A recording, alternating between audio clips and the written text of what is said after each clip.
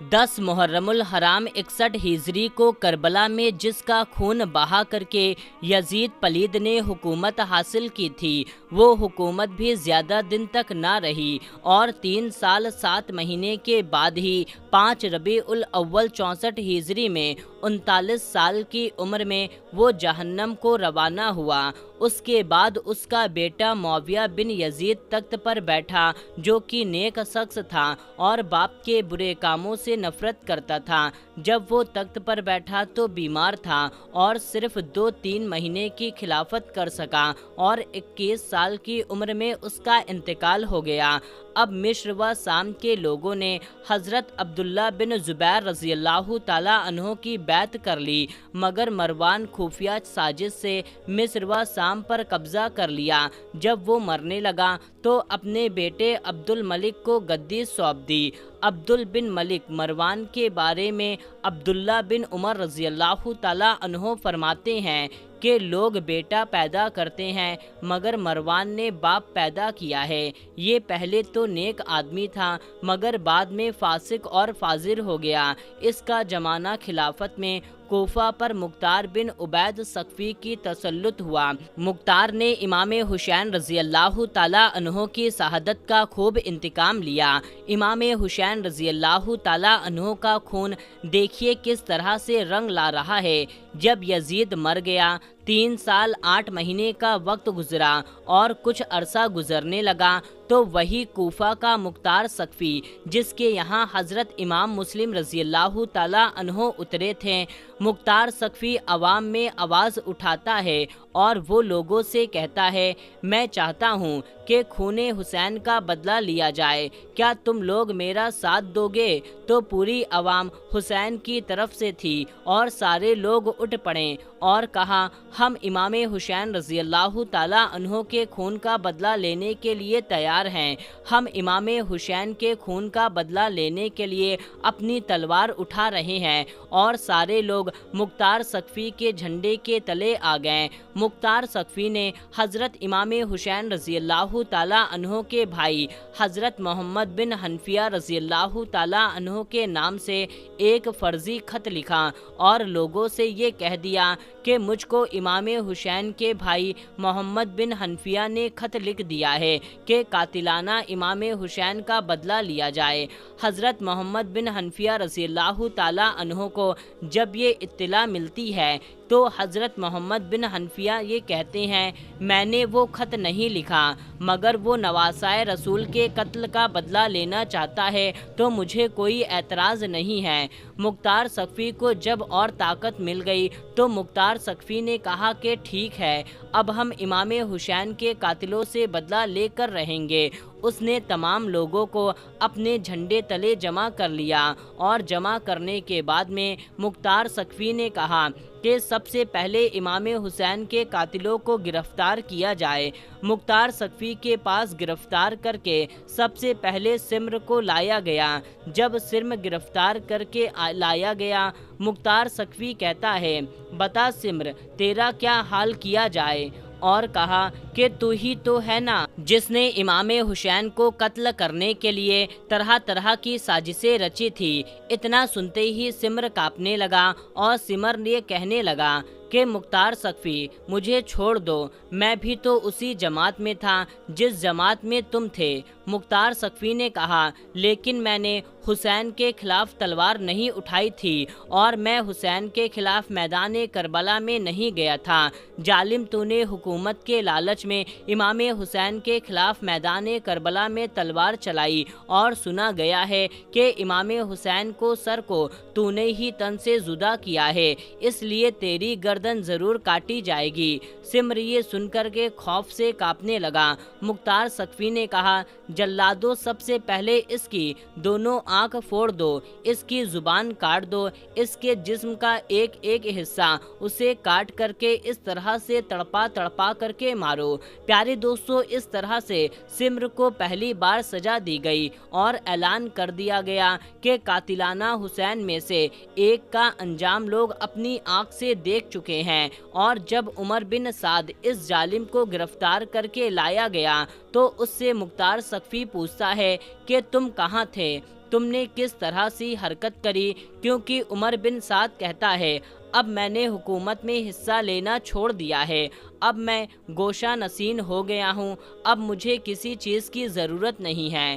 عمر بن سعد کی بات سنتے ہی مختار ثقفی نے للکارا اور کہا ظالم، تو نے جس دن کربلا کے میدان میں امام حسین کے اوپر تیر چلایا تھا، تجھے اس دن سوچ لینا چاہیے تھا کہ میں بالکل بھی سیاست میں نہیں آؤں گا۔ تو نے نواسائے رسول کو کربلا کے میدان میں تڑپایا تھا، اور وہ تو ہی ہے جس نے ایک ایک کو کربلا کے میدان میں پانی کے لیے ترسایا تھا، اب سوچ تیرے ساتھ کیا معاملہ کیا جائے گا۔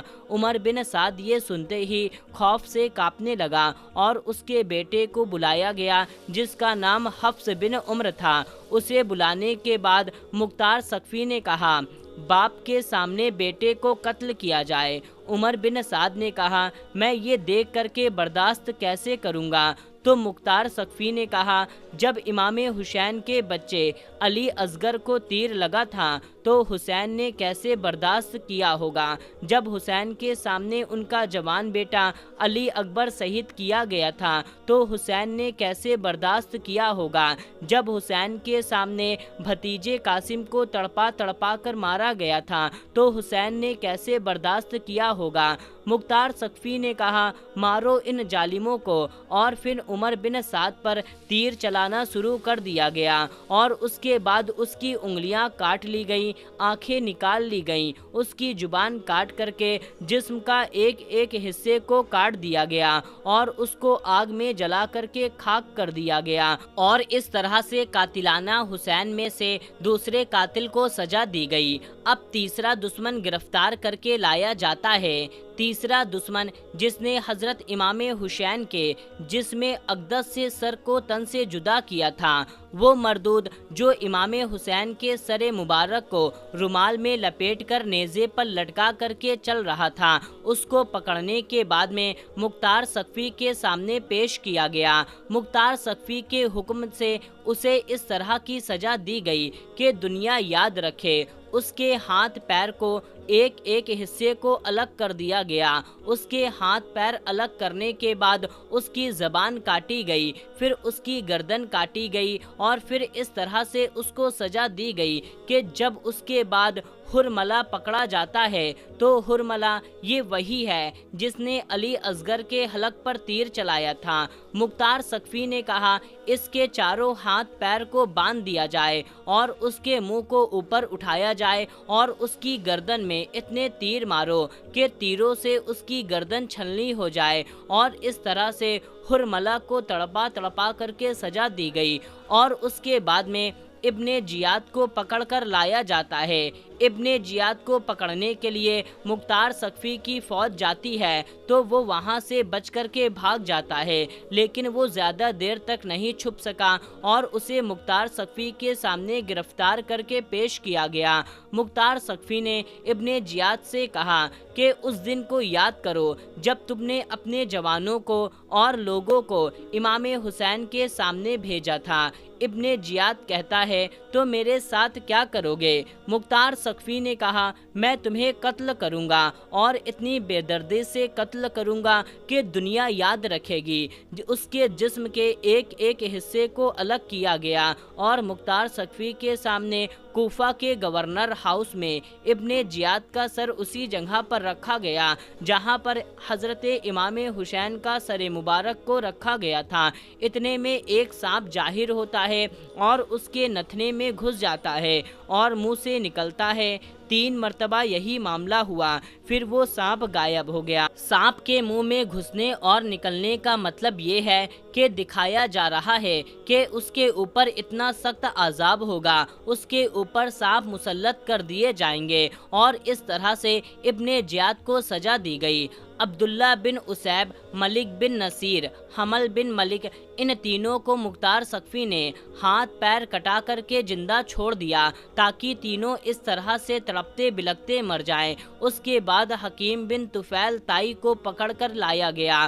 وہ حکیم بن طفیل طائی جس نے عباس علمدار کے کپڑے اتار لیے تھے، تو پھر اس ظالم کو زندہ ہی ننگا کر کے تیروں سے چھلی کر دیا گیا۔ اس کے بعد عمیر بن سہیب کو لایا گیا جس نے شہدائے کربلا میں سے کئیوں کو زخمی کیا تھا، اس کو بھی نیزوں سے چھید چھید کر کے مار دیا گیا۔ تاریخ میں آتا ہے کہ 6000 یزیدی مختار سقفی کے ہاتھ مارے گئے، کتنے اندھے اور کوڑی کے مرض میں مبتلا ہو گئے، کچھ یزیدیوں کے آنکھوں میں گرم سلائی پھیری گئی اور کچھ کو زندہ جلایا گیا، اور کچھ لوگوں کے منہ سور کی طرح ہو گئے، اور کچھ اس طرح ایسے تھے کہ پانی پیتے مگر ان کی پیاس نہیں بجھتی اور یوں ہی تڑپ تڑپ کر مر جاتے، کوئی بھی زندہ نہ بچ سکا۔ اور اس طرح سے امام حسین رضی اللہ تعالیٰ عنہ کے قاتلوں کو سزا ملتی ہے۔